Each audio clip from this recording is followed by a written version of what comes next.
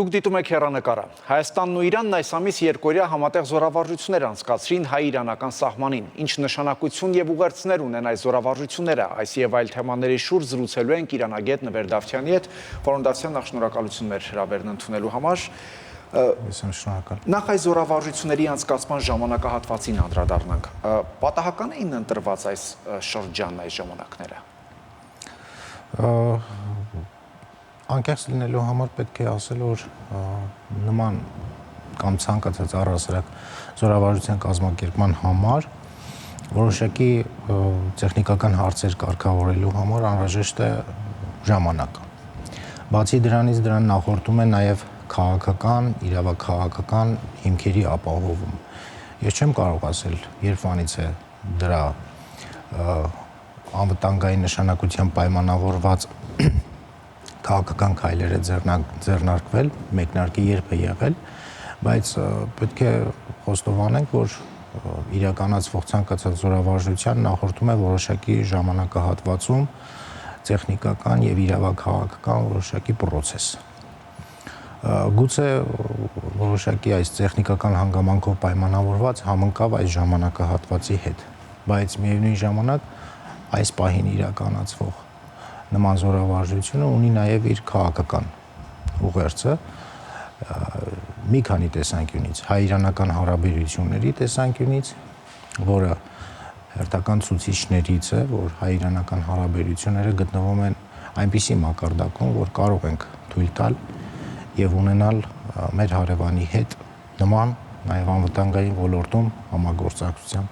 հնարավորություն եւ իրականացնել դա։ Ինչի մասին իրանական կողմի տարբեր բարձրաստիճան պաշտոնյաների կողմից բազմիցս դրա պատրաստականության մասին հայտարարություններ եղել են։ Հայկական կողմը այս իմաստով հայտարարությունների տեսանկյունից ավելի համեստ է, նույնիսկ զորավարժությունների մանրամասների տեսանկյունից շատ տվյալներ հայկական կողմից չներկայացվեցին, չլուսաբանվեցին, ավելի շատ ես ծանոթացել եմ իրանական աղբյուրներից։ Զորավարժությունները, ինչպես գիտենք,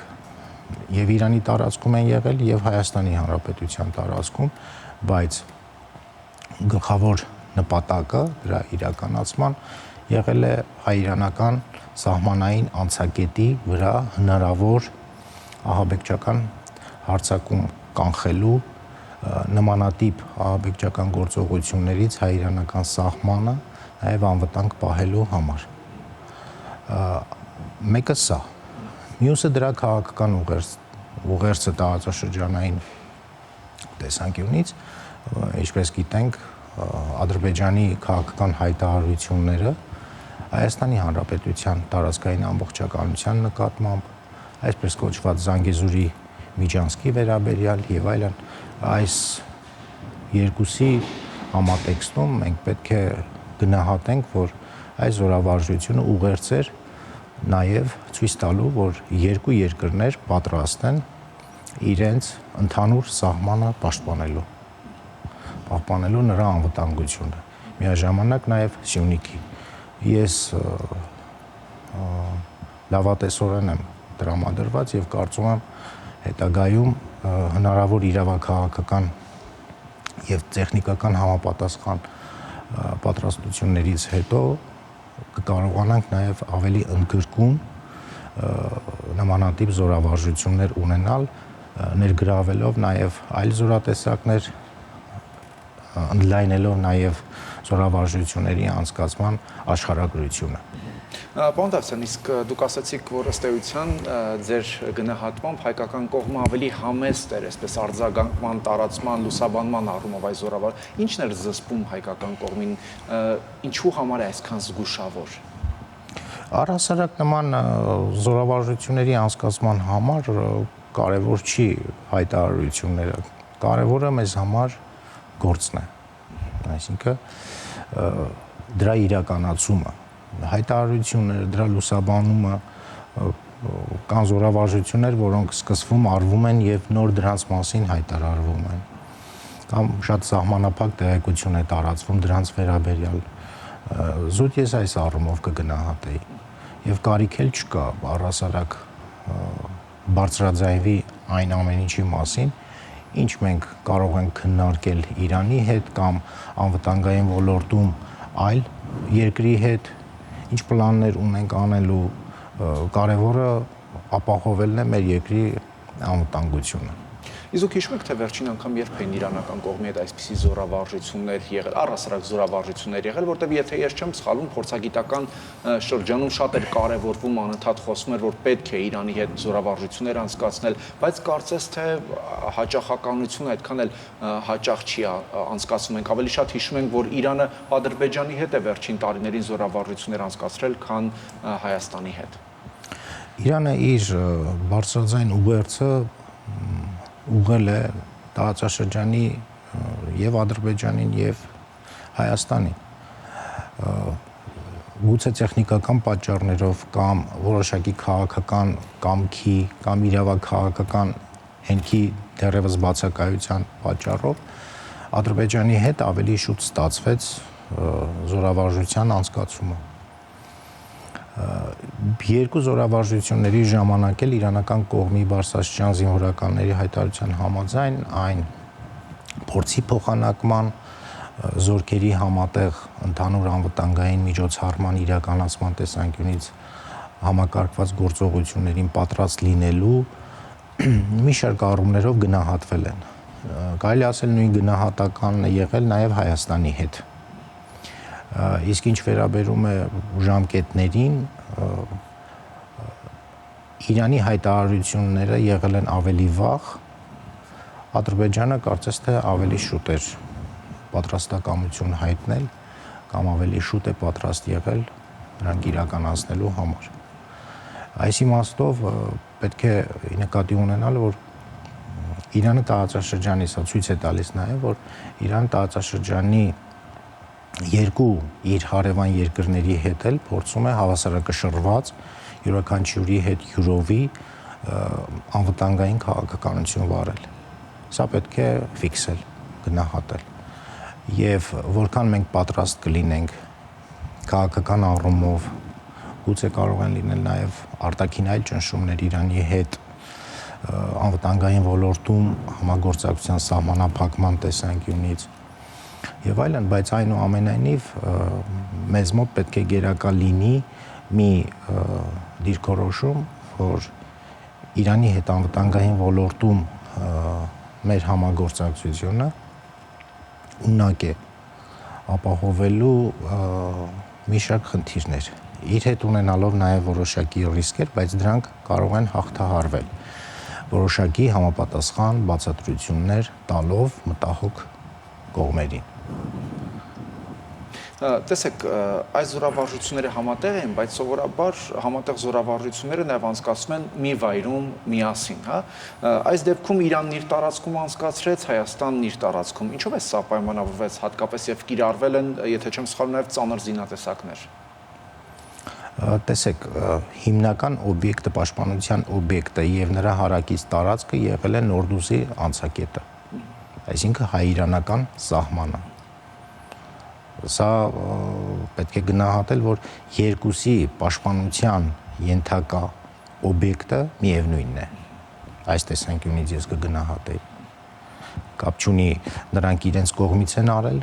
մենք մեր կողմից։ Պաշտպանության ենթակա օբյեկտը միևնույնն է։ Հայ-իրանական ընդհանուր սահմանը։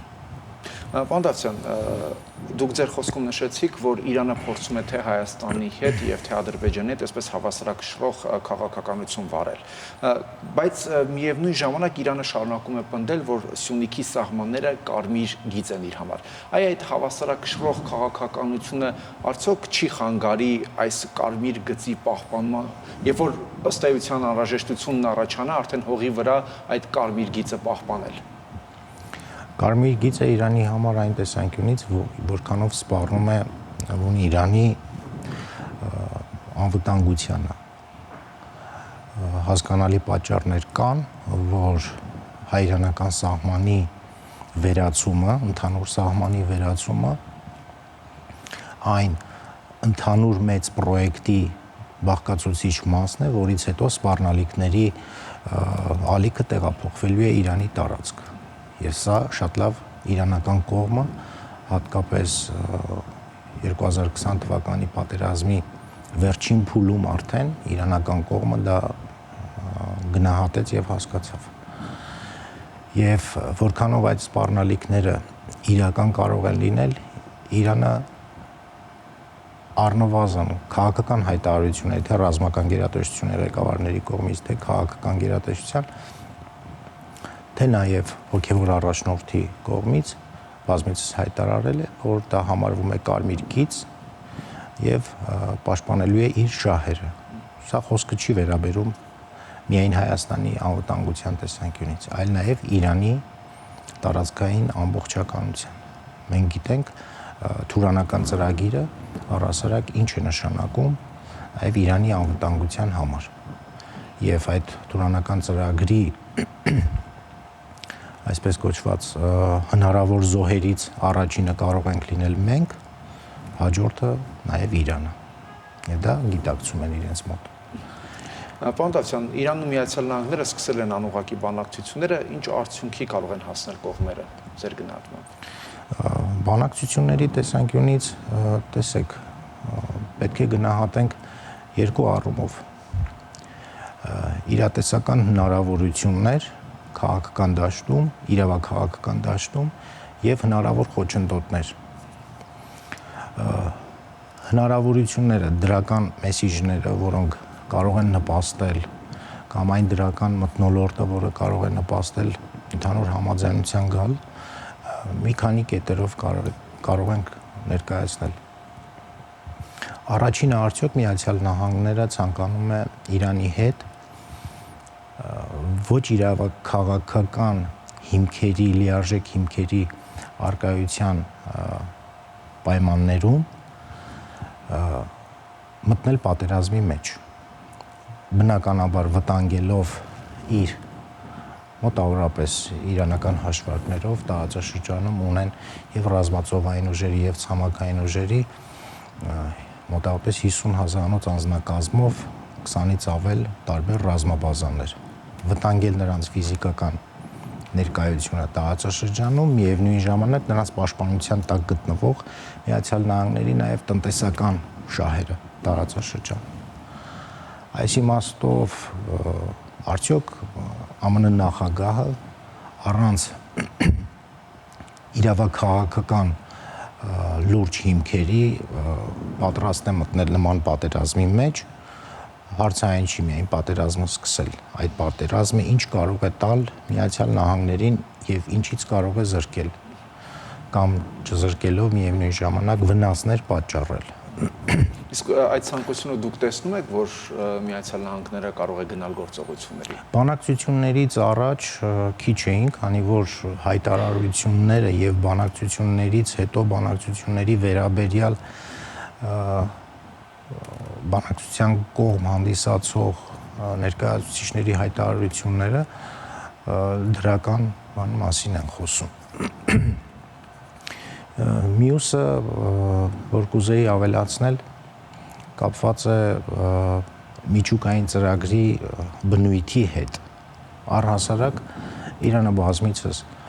հայտարարել է, որ մտադիր չէ միջուկային զենք ձեռք բերելուն միտված քայլերի գնալ եւ իր միջուկային օբյեկտների վերահսկողությունը, դրանց նկատմամբ վերահսկողությունը թափանցիկ է եղել համապատասխան կառույցի համար, խոսքը վերաբերում է ատոմային էներգիայի միջազգային գործակալությանը եւ մինչեւ շաբաթ օր նախատեսվում է նաեւ Կրոսի այցը Իրան։ Այդ կառույցի գնահատականը նույնպես երբևէ չի հաստատել Իրանի կողմից միջուկային զենք ձեռք բերելու որևէ տեղեկություն։ Բացի այդ, մինչև հիմա Իրանի վերաբերյալ միջուկային թեման ավելի շատ քաղաքական է եղել, խնդիրները, քան իրավական։ Հոգևոր առաջնորդի կողմից Իրանի Իսլամական Հանրապետության կա ֆեթվե, հատուկ հոգևոր ժամանակիր, որ արգելված է միջուկային զենք ստեղծել։ Ռազմապաշտպանական դոկտրինում նույնպես դա բացակայում է, դրա առկայությունը։ Մյուսը վերջին երկու Իսրայելի հետ բախումների ժամանակ Իրանը հանդիսանալով միաժամանակ ոչ միջուկային երկիր, հարվածներ է հասցրել միջուկային երկրի։ Եվ ներկայիս ռազմունակությունը Իրանի Իսլամական Հանրապետության համեմատելի չի դիցուք 2000-ական թվականների հետ։ Եթե հետ նայենք 2000-ական թվականներին Իրանին հարվածելու նույն պատճառներն էին, բայց ավելի նպաստավոր պայմանների առկայության պայմաններում դա չի արվել։ Կոալիցիոն գործողություններ եղել են Աֆղանստանում Իրանի հարևանությամբ, եղել են Իրաքում Իրանի հարևանությամբ, բայց Իրանին հարված չի եղել։ Իսկ այժմ Իրանը թեկուզ տնտեսական առումով ավելի ծանր պայմաններում է գտնվում, բայց ռազմապաշտպանական տեսանկյունից ավելի լավ վիճակում է գտնվում։ Սա նույնպես մյուս խոչընդոտներից է, որ կարող է իր զսպող ազդեցությունը ունենալ, որ բանակցային ճանապարհով գնալ միջուկային, խաղաղ միջուկային ծրագրի հետ կապված խնդրի հանգուցալուծման։ Դատելով նաև Թրամփի հայտարարություններից, նա իր հայտարարություններում, եթե ուշադրություն դարձնենք, շեշտում է, մենք երբեք թույլ չենք տա, որպեսզի Իրանը միջուկային զենք ստեղծի։ Այսինքն սա նշանակում է խաղաղ միջուկային ծրագրի զարգացմանը դեմ չեն, բայց դեմ են միջուկային զենքի ձեռքբերման հնարավորությանը։ Եվ Իրանն էլ այս մասով նույնպես բազմիցս իր հայտարարությունները համապատասխան արել է։ Պարզապես կողմերի միջև բացակայում էր երաշխիքները բացակայում էին։ Հիմա Իրանի համար անհրաժեշտ են երաշխիքներ, որ դրա դիմաց Միացյալ Նահանգների հետ հնարավոր համաձայնագրի դիմաց ինչ կլինի, այսինքն տնտեսական պատժամիջոցները կչեղարկվեն։ Միացյալ Նահանգների համար անհրաժեշտ է, որպեսզի վերահսկելի լինի եւ Իրանը ձեռք չբերի միջուկային զենք։ Երկուսի հնարավորությունն էլ այստեղ կա։ Թերևս այս տեսանկյունից չպետք է խոչընդոտ լինի, բայց հնարավոր խոչընդոտ դա Իսրայելի դիրքորոշումն է, որ տարբեր փորձագիտական մակարդակներում իսրայելական արդեն ակնհայտ դժգոհություն եւ անվստահություն ներշնչող հայտարարություններ հնչել են, որ դա ձեռնտու չի Իսրայելի շահերին, ԱՄՆ, Իրան միջուկային ծրագրի շուրջ համաձայնության ձեռքբերումը։ Շնորհակալություն։ Խնդրեմ։ Հեռանկարում իրանագետ Նվեր Դավթյանն էր։